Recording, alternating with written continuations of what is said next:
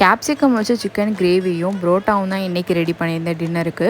புரோட்டா ரொம்ப நாளாக சாப்பிடும் போல் இருந்துச்சு. சரி ஓகே நம்ம வீட்டிலே ரெடி பண்ணி சாப்பிட்லான்னு சொல்லிட்டு ரெடி பண்ணியிருந்தேன். இப்போவும் போல் சிக்கன் கிரேவி பண்ணுவோம் இல்லையா, அந்த மாதிரி தான் நல்லா வெங்காயம் ஸ்பைசஸ்லாம் ஆட் பண்ணி நல்லா கோல்டன் ப்ரௌனாக வர வரைக்கும் ஃப்ரை பண்ணி விட்டாச்சு.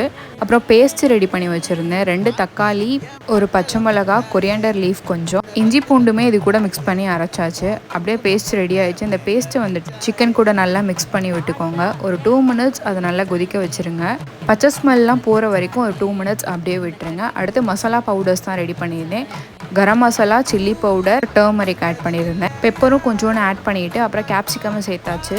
கேப்சிகமாக அப்படியே ஆட் பண்ணிட்டு ரெண்டையுமே நல்லா மிக்ஸ் பண்ணி விட்டுக்கோங்க. இந்த சைடு வந்து ஆல்ரெடி நான் ஒரு 4 o'clockே வந்து மாவு பிசைஞ்சு வச்சுட்டேன் புரோட்டாக்கு.